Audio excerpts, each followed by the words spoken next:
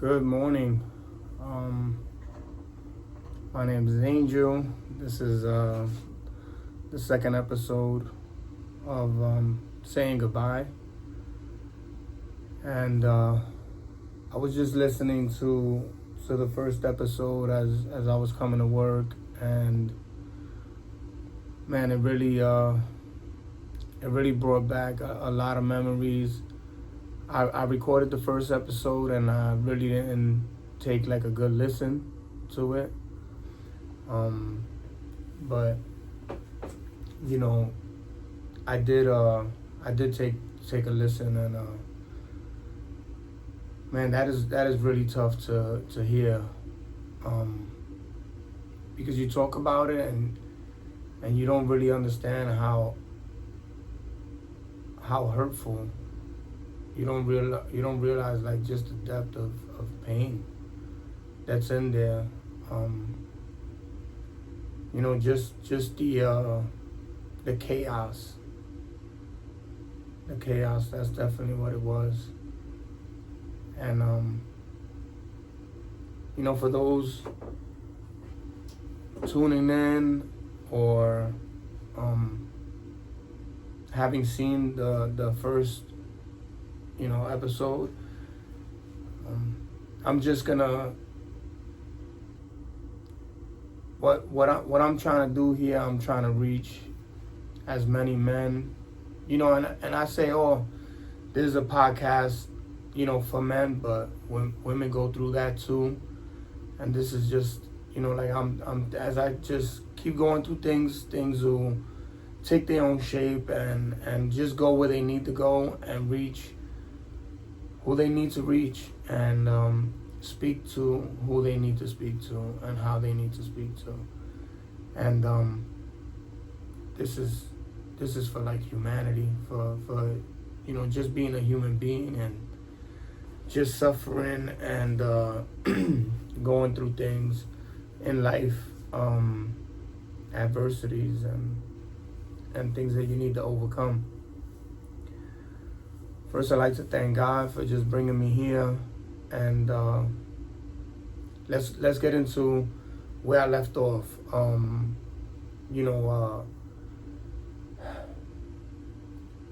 up with my uncle, finally, getting a Christmas tree, and how my uncle was tough as nails. He was a bad dude, and I wanna honor my uncle, even though he was tough as nails, and even though he didn't really come from a healed place, and unfortunately drugs, just like my mom, took him out of here, and the addiction plaguing our families, it plagued my family, like directly. All the people that raised me or did their best to raise me, that would just, like, my uncle was my superhero. I love that man. He was a figment of what I thought to be like the strongest. He could never be beat. Nothing could take him out. Nothing. He's just like bigger than life. And that's how I looked at my uncle. I looked at my uncle like my father. I remember him telling me like, oh, your father don't want you? Well, I don't give a shit. I'll be your father. And, I respected that shit so much. I admired him. He was a beautiful person. Like, even at work, I would watch him, like, and I always wanted to be like him. And we all got a side of us that we don't want nobody to see. And we're all human, and we do have a side that's ugly. And that's just the truth. At least for me, I have a side of me that could be it could be tough to deal with. Anybody who knows me, they know that I love hard, and I'm real rigid, and I wear my heart on my sleeve, and I'm outspoken, and you know, I'm a tough cookie, man. But if I'm down for you, I'm down for you, right? And I just work on things, and I just try not to be, you know, an asshole that I was yesterday. I try to be a better tomorrow, you know, or just in the present as I reflect on my behavior as I go day by day, because life is just up and down. You know, you go through things and you deal with life as it comes, and sometimes we're not on our best behavior. I know I'm not. And so I'm going to get into what started to transpire as we moved into my uncle's house, and we started to, you know, move to Queens. We, when we got to East New York, we all lived in a 1-bedroom apartment, and my uncle had like a sofa bed, and we used to sleep in the sofa bed like a lot of us. The kids slept in the room with him, and Anthony and I slept on the sofa bed. It was dope. It was like a sleepover every day. And I remember like us first coming like to the house that they already had an established household with what role the kids played, and then my cousins lived next door, and you know, my cousins were also adopted. They were my Aunt Jenny's kids that I spoke about in the first episode. And when we got there, it was rough. The transition was rough, and I remember my Aunt Wally, because you know, we were like, oh, we're getting a Christmas tree. I was just like so hype and shit. I just didn't know how to act, and my Aunt Wally did some shit to me. She was to my brother and I. She like wrapped up like I don't know if it was a toy or something, but she wrapped it up in a bunch of like in a bunch of wrapping paper. Like it was like really big. It looked like a giant gift, and I was like so excited. I was like, oh man, like, you know, we got like the biggest, you know, gift under the tree and stuff. And when we went, we opened that giant gift in front of everybody, and we kept unwrapping and unwrapping and unwrapping, and when we got to the middle, it was like an old toy in there. And you know, obviously kids are kids, and you know, everybody was standing around and they were like fucking laughing at us, like you know, and I felt like shit. I'm like, damn, man, like, what the fuck is this? I thought it was like gonna be a coat or something. I was like excited. I'm like, oh, I'm gonna get a new coat finally. Like, it's gonna, you know, this is so nice of them to do. Like, this is the best place to be. And nah, I think it was a candy cane. Yeah, man, it was a candy cane. And at the time, everybody's laughing, right? We all laughing. You know, you feel messed up, and then your cousins make fun of you, and then you laugh about the shit. You're like, oh man, you know, like. But that shit, it really, it tears away at you, man. It takes a part of you with it, and you remember the laughs. They echo in your mind and in your spirit. I remember like opening a part of the gift that they had for like everybody, and I think they got like some headphones or some shit, like a little cheap Walkman, and I was able to like tear the paper on one of them, and I told the other kids, and I got my ass smacked up for that shit. And it just, you know, I was sneaky. I wanted to get away with things, and it was like I was lawless and shit. Like, I just didn't understand to stay in my place. And you know, it was the first time for everything. I was just overly excited, man. I didn't mean to like ruin people's gifts and things like that. But that was what it is. And then we wind up moving to Hemlock Street, and it was a little bigger. It's a little more space. Anthony and I had our own room, and it was like a railroad apartment. And you know, you leave from a terrible situation to what's gonna be a better situation, and in this situation we struggled just as well. That's what happens, you know. And we wound up moving into an apartment in Hemlock Street, and the guy there, his name was Chubby. He was a fat ass, big dude. He was like probably like 6'2". You know, my uncle was probably like all of like 5'5", 5'6", maybe a little taller, but my uncle was a little dude. And this dude wind up like cutting the water off on us. We couldn't flush the toilet. We had to like go across the street to like the pump and get water to flush the toilet. And we were going on like that for like a little while. I think it was probably like a month or two or some shit was going on. It was a while that we even, it was warm out, I remember, because we used to go across the street to the sprinklers. The school sprinklers used to stay on, and we used to go across the street to the school sprinklers, and we used to take a shower there. You know, we used to like, you know, wash up over your clothes, like, you know, pull your clothes. And when it was the girls' turn to take a shower, two boys were over here.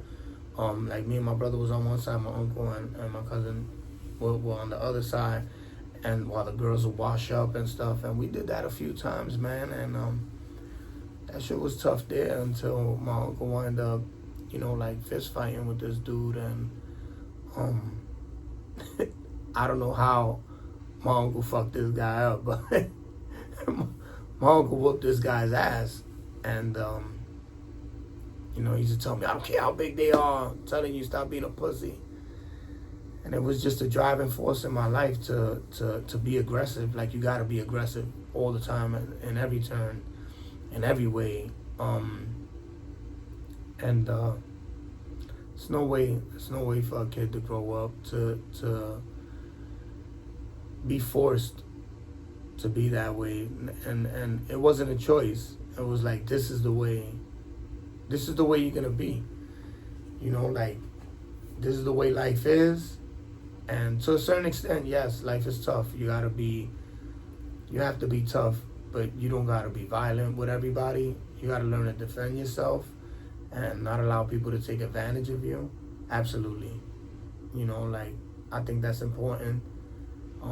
But not to be hurting people. And just go around doing whatever you want and just fighting with people. There's ways to communicate, and that ain't it. Honestly, it isn't it, you know. But that's the only way we knew. We knew that there was a hierarchy because of how violent you could be. And even growing up in the streets like that, depending on how violent you could be, is where people respected you at. And, you know, there's just another world in the streets. It's not like a professional world. It's not like coming to work where you can't go to HR in the streets. You can't go file a grievance. You can't do none of that. You tighten up your belt, tighten down your boots, and you get after it. And no matter what, you give it your all. And that's what life was like for a long time, for many years of my life. More years I spent being animalistic and violent than what I have been domesticated and been living a good life and serving God and leading with love. And it feels like a different life a long time ago. But definitely I was messed up longer than I've been better. And that's why I'm going to continue to be better, and we can. You know, it doesn't matter if you changing, you know, if you've been doing it 40 years, 50 years. I know some guys that been getting high for 55 years and they come to the rooms and they get clean at 55 years old. Some of them 60. You know, like, you could always change your life. Any of us could always make a decision. When you wake up in the morning, make a decision.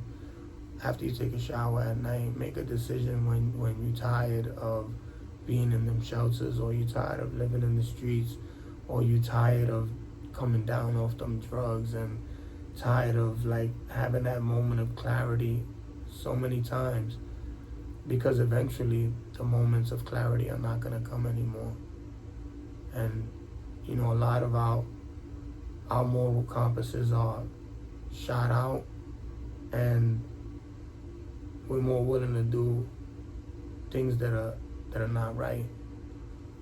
But if you start doing some things that are right, and you want to change your life, and it's important, like, let's build a community where we could find a place where we could message each other, and we could help each other and reach out to each other and just love on one another.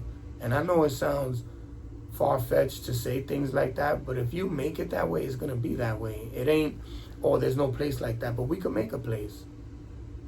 You and I can make a place. I want to make myself more available. Once I get everything up and running, I want to have a place where people can message, where people could record their own videos, where people could come. This ain't about likes. This ain't about who's going to be a superstar. That, like, listen, if I had to go through all this shit to be a superstar, I don't want to be a superstar. This shit wasn't fun. This wasn't like, I'm not glamorizing like what I've been through. I'm not, this wasn't like, you know, like, oh, badge of honor, like, I'm going to wear this. Yeah, I wore a badge of honor to fight in the street, and to, you know, because I had to get after it. Like, fuck that, me or you? Yeah, I choose me. Yeah, in that sense, like, going out there and in the way that I lived, and people giving me respect when I walked around the corner. Yeah, I understand that we wore that shit. Yes, but as a man, as a mature man, as a father, soon to be a grandfather, like, that shit don't mean nothing. It doesn't. It honestly does not mean anything to me. I wish that I could just wash that off, but it's a part of me. You know, it's a part of who I am. It's a part of my story. I could never fully, like, relinquish that. Yeah, I'm relinquishing the pain and the trauma that it brought me, and I'm working through, you know, like, loosening the threads of the fabric that tie me to my past. I'm working on breaking all of that as I, you know, break the chains of my past and what's supposed to directly connect me to the people that raised me and how they lived and things that held me down, like, all that stuff. I'm breaking all of that. I'm breaking all of that. And people say, well, how, Angel? Well, how? Let me tell you, for this sick person, for this addict, I'm telling you, I do everything. I go to church. I pray every night. I go to my NA meetings. Listen, I go to therapy once a week, sometimes twice in a week.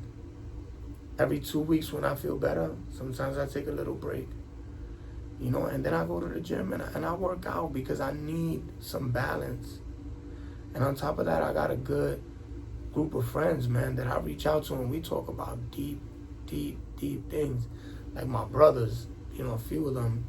I'm going to definitely have some of them, you know, come on, and we're going to record some episodes. We're going to talk about what we've been through, man. There's so much to unpack.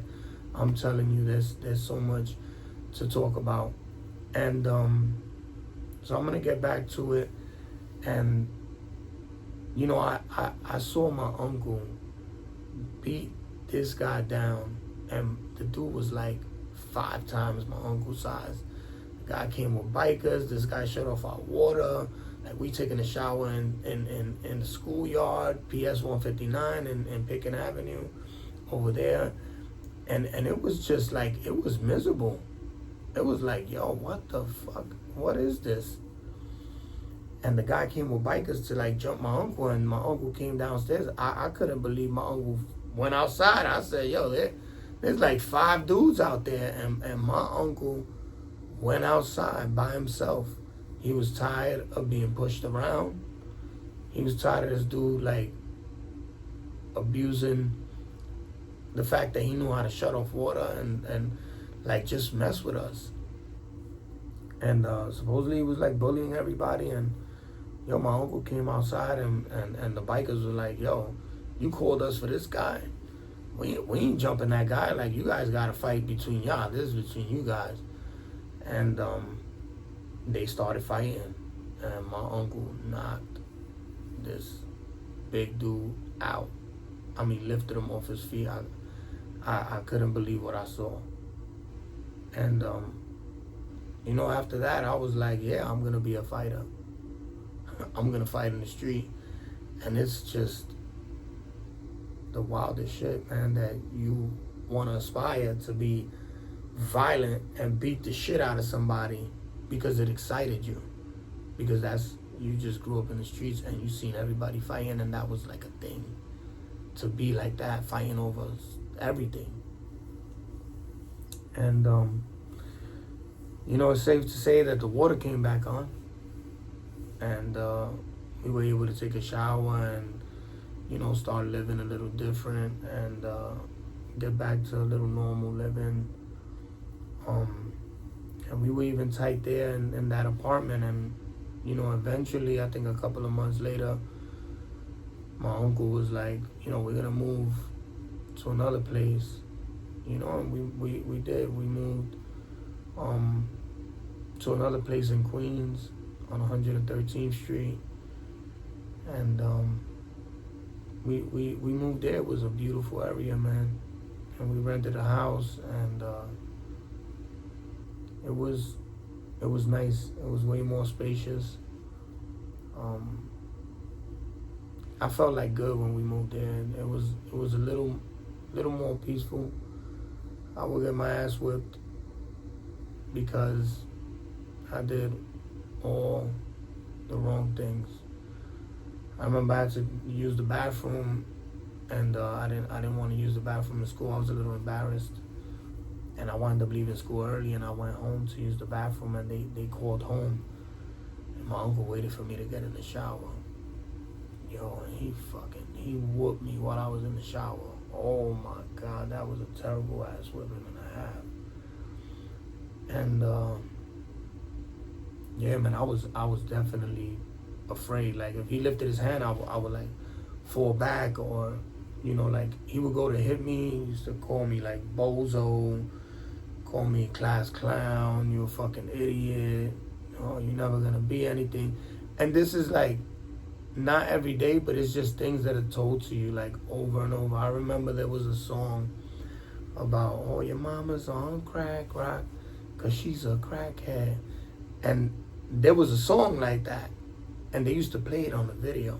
On like, it was a song that they played on the radio and on the box on the TV.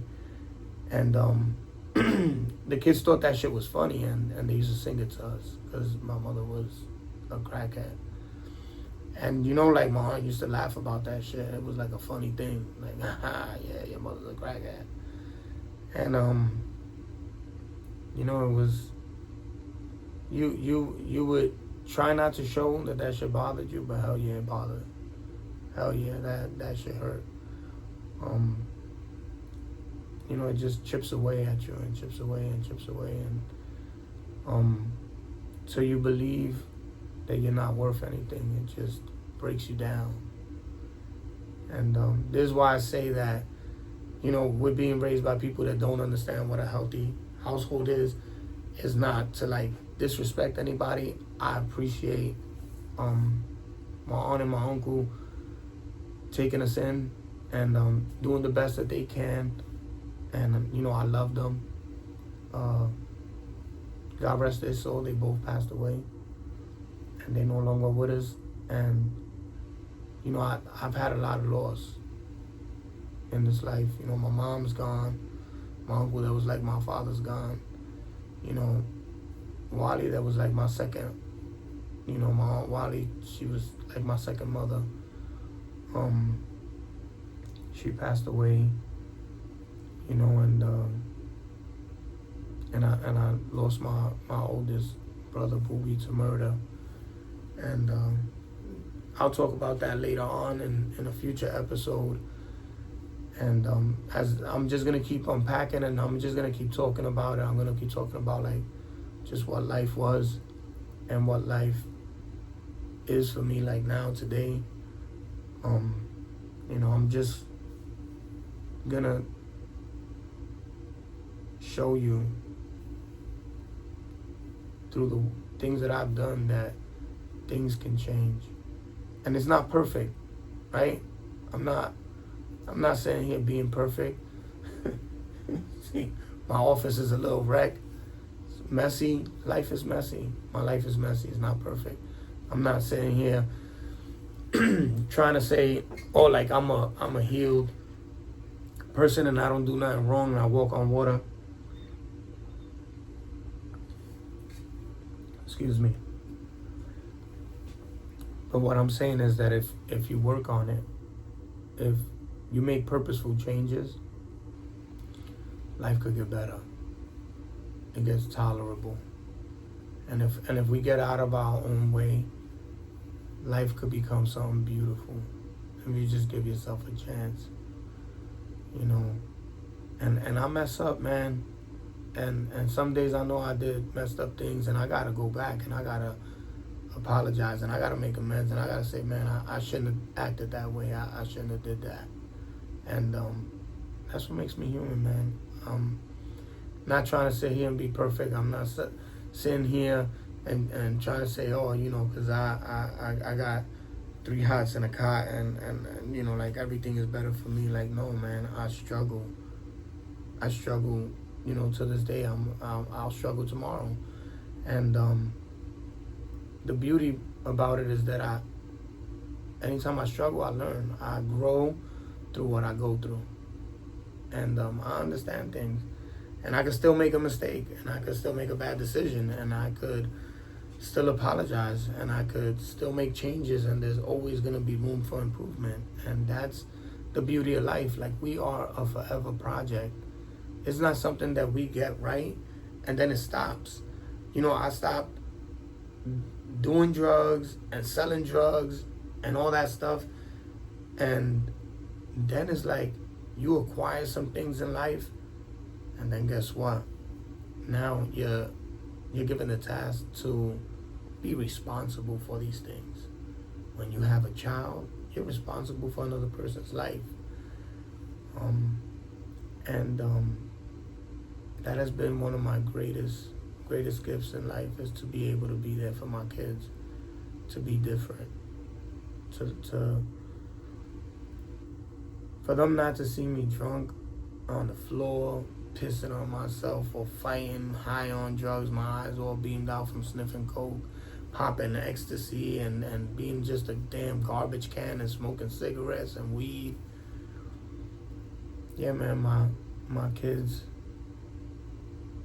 my oldest son, man, like, he, I remember one day I came into the apartment and I didn't put Visine, and he was looking at me, and he was like looking at my soul like, yo, man, what's wrong with you? And my eyes were red. I was like, oh, no, I'm just tired. But yeah, he knew. He was already old enough. He was getting bigger. And I remember feeling like shit, man, because I was doing the same thing. I was repeating the cycle.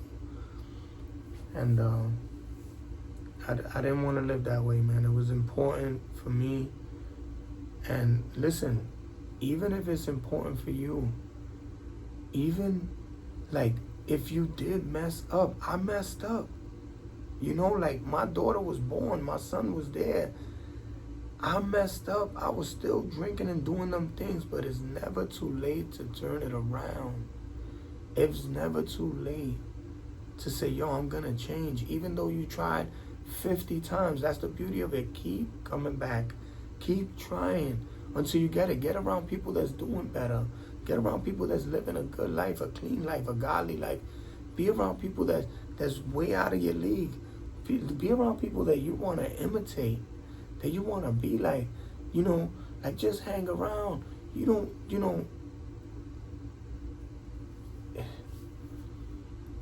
Things have changed, man. There's hope.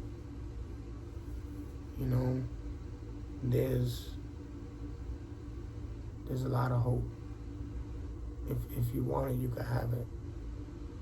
I'll pray for you. I'll love on you, and all the love that I thought I was supposed to be getting. Maybe I need to love you guys. Maybe I need the community. I need to give it out. Yeah, I'm learning to love myself, but maybe I need to love other people. That's what makes me feel whole. Like my whole purpose is to help people, man, to love people, and then they teach me to just come, and they're gonna love me until I can learn to love myself. And I've built so many beautiful relationships with my brothers and I don't know what I would do. I told you, when I got to them rooms, I seen crackheads that I served and dope heads, and they were all recovering addicts, and they fucking told me they loved me, and they were like clapping for me and cheering and like wanted to throw a party. I'm like, what the hell are these people on? And sure enough, I learned to not get high no more. That like getting high is just we just medicating and numbing that pain. And I'm gonna continuously say that throughout what I'm sharing and what I'm talking about, because that's my truth. That's my truth. That's the truth, because that's not the problem. The problem is our trauma. The solution for us, we're thinking that it's the alcohol, the weed, cigarettes, heavier drugs, whatever it is, whatever's your outlet. And, too much of anything ain't good for you. Too much of anything. If I go to the gym 3 times a day, yeah, I'm gonna be looking crazy. It ain't even gonna look natural. I'll be depleted, wasted. I won't be good to do all the other things I do throughout the day. Yeah, I don't care what it is, And so, we moved to Richmond Hill, and things seem to be turning a corner for the better. And I don't know what happened, but we wind up moving like further out to like a different neighborhood. We moved to 126th Street, and I don't know what was taking place, because my uncle really wouldn't talk to me, or he wouldn't talk to, like, we wouldn't have like family conversations and things like that. But by the time we got over there to 126th Street and 115th Avenue in Ozone, I believe that was still Ozone Park. I don't know if it was my uncle's addiction or whatever. Like, he was getting older, but things started to like slow down, and he was still going out to party, and I felt like a big separation, because we were getting older, and I've been through so much, and my brother was laying it on me thick around that time. Like, he was like fucking me up crazy. Like, he would pound my ass out, and I was getting it from my uncle. I was getting it from my brother. Like, my brother used to beat me up like something vicious.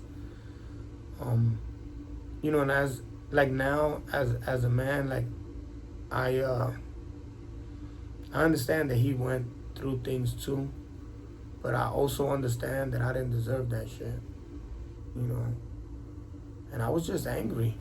I was angry just off the way that, you know, I came up, and I had a lot of pain, and I'm a real anybody that knows me, they know that I'm an emotional guy, and you know, I'm sensitive, man. If I like to write poetry and stuff like that. I like to, you know, listen to different music. I ain't gonna tell you which music, but I like to listen to soft stuff too. And you know, I was really sensitive, man. I took things to the heart, you know, and it's a big part of who I am. You know, I'm really like, if I can help you out, I will.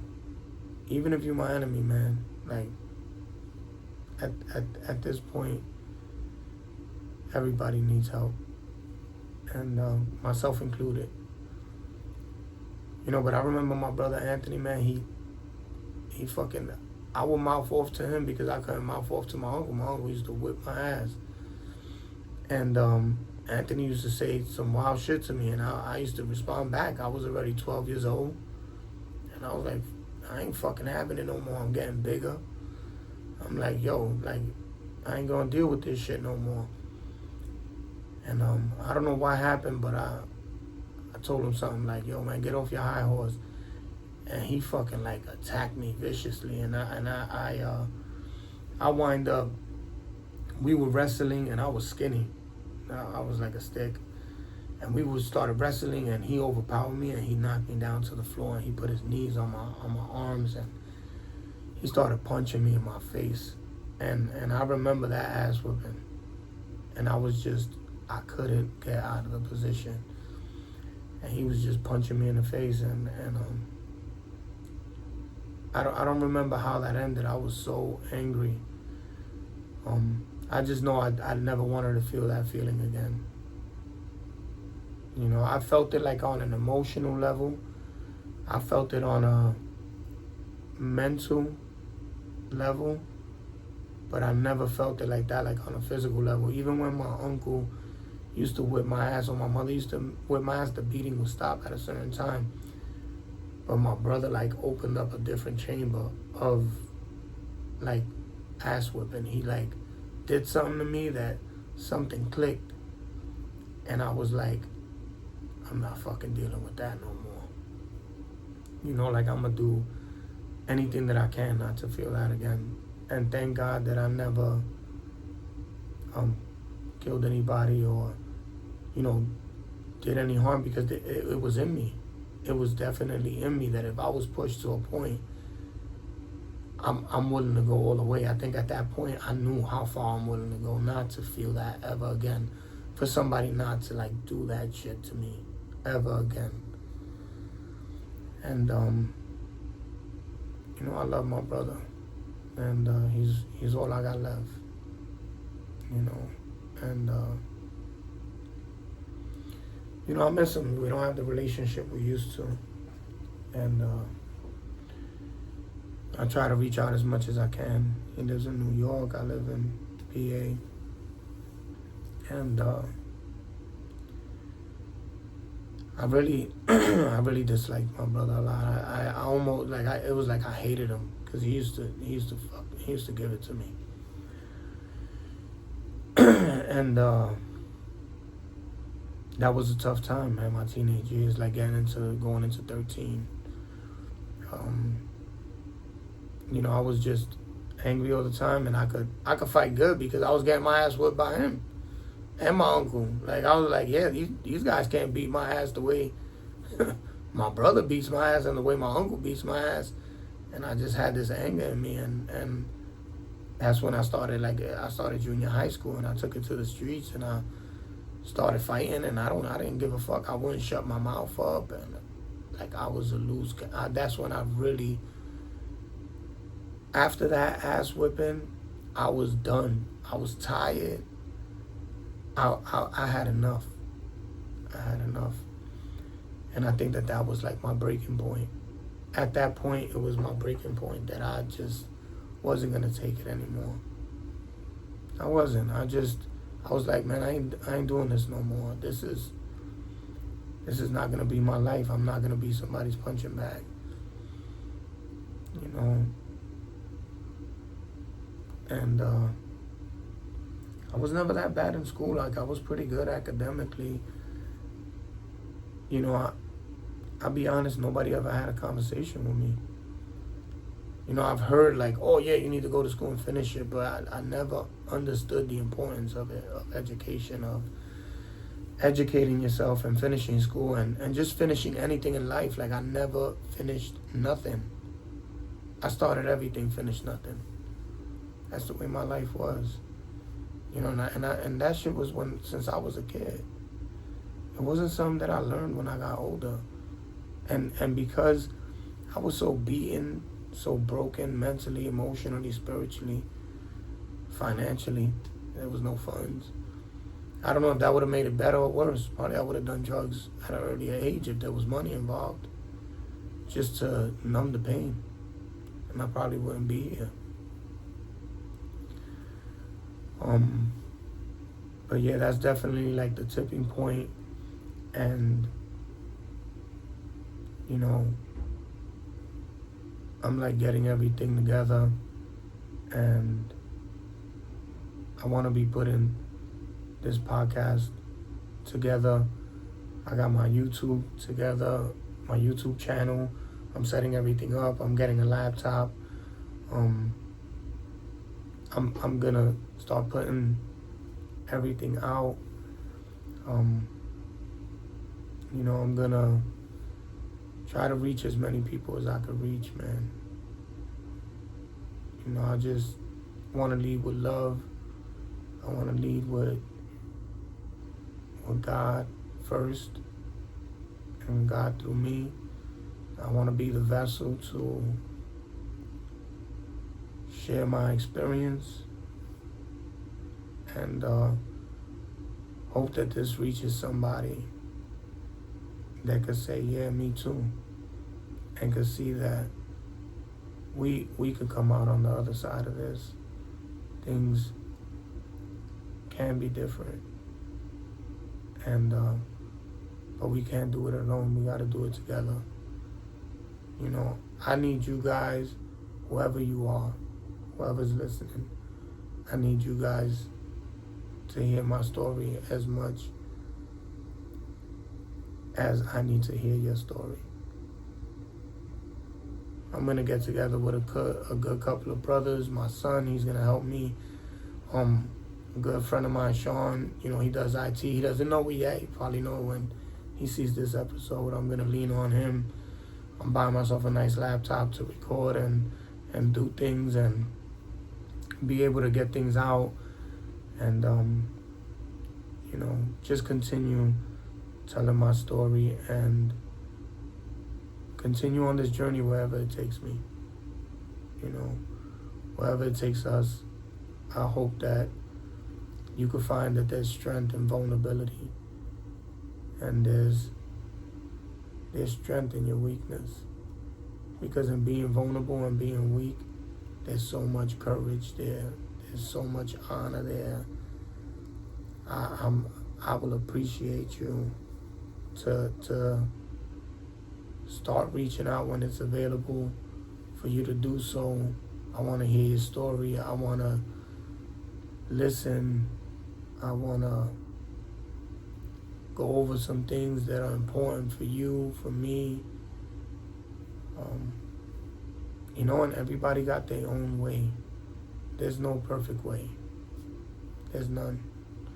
The important thing is that we start somewhere, and that we do the best we can, and we fight for our lives. The same way we fought in the streets, the same way we fought to get out of our situations. We fight to live a better life. And I want to be here throughout the process. So, God bless you guys. Stay in the fight. the healthy fight, the loving fight. And I'll catch you on the next go round.